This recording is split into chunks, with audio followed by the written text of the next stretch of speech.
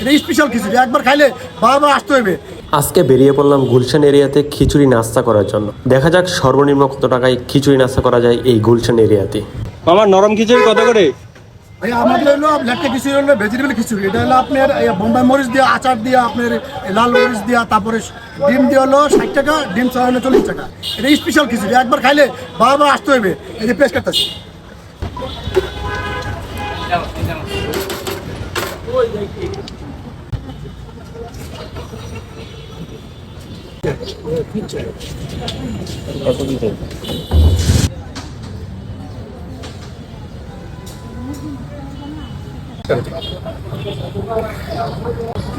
আজকে সকালে নাস্তা হচ্ছে খিচুড়ি। মাটির বাতিতে খিচুড়ি খাওয়ার মজাটাই অন্যরকম।